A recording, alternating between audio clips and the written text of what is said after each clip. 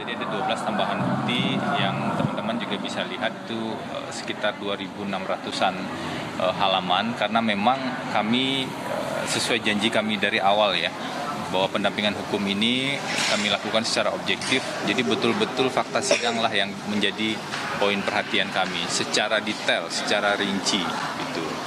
Dan kita juga mendengar tadi Bu Putri Chandrawati menyampaikan sendiri pembelaan pribadinya yang diberi judul Surat dari Balik Jeruji ya. Nanti mungkin Kak Sarma yang akan menjelaskan hal tersebut.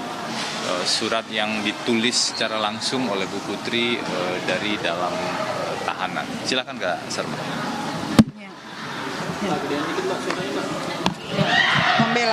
Pembelaan Ibu Putri ini memang Ibu Putri tulis sendiri ya, dengan tulisan tangan beliau mulai tanggal 22. Di sini diberi tanggalnya tanggal 22 Januari. Di situ seharusnya kalau dari pengakuan Ibu Putri sendiri sudah tidak ada keraguan lagi. Kalau tadi dicermati baik-baik, bahkan beliau mengatakan bahwa hanya kepada yang Maha Pencipta saja saya menyatakan bahwa saya benar-benar mengalami kejadian kekerasan seksual itu. Ya, di sini juga beliau mengungkapkan bahwa beliau itu mengetahui kalau banyak masyarakat yang tidak percaya karena ya memang tidak ada saksi yang mengetahui kejadian di dalam kamar.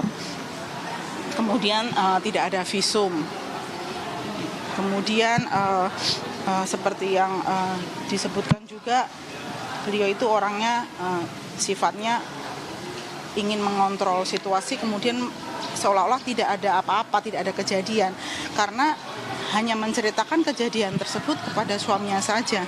ADC yang lain maupun ART yang lain itu memang tidak tahu, dan faktanya mereka baru tahu ada kejadian ya setelah ada kejadian penembakan Yosua itu.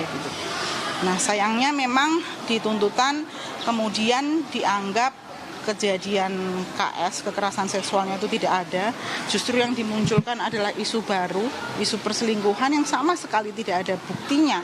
Baik saksi maupun bukti yang lain itu tidak ada. Bahkan disebutkan kalau isu perselingkuhan itu oleh Jampidum disebutkan hanya bumbu. Untuk apa diberi bumbu?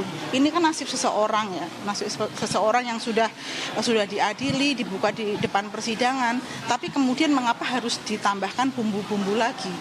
Yang bumbu itu tidak dipikirkan dampaknya kepada keluarga, kepada Ibu Putri sendiri yang masih mengalami depresi, kepada anak-anaknya, dan kepada keluarga besarnya. Kalau memang itu tidak ada buktinya dan hanya bumbu, seharusnya tidak perlu disimpulkan demikian. Bahkan di dalam tuntutan disebutkan bahwa kejadian kekerasan seksual itu tidak ada, tetapi yang terjadi di Magelang adalah perselingkuhan. Nah, ini kami sebagai tim kuasa hukum juga sudah membantah, menolak dengan tegas. Juga di pledoi pribadinya Ibu Putri juga sudah ditegaskan bahwa itu tidak benar, itu hanya hoax dan itu fitnah. Kalau dari saya itu mungkin tambahan sedikit lagi bahwa kita tidak bisa lupa ya, kalau kita itu punya undang-undang TPKS yang mengakui bahwa keterangan terdakwa itu harus dianggap benar ketika didukung oleh bukti yang lain. Bukti yang lain itu adalah bukti psikologi. Jadi tidak harus ada saksi ataupun visum, tetapi bukti dari ahli psikologi ataupun psikiater yang menyatakan bahwa korban KS ini tidak berbohong, keterangannya itu kredibel, yaitu harus dianggap bahwa memang itulah yang terjadi.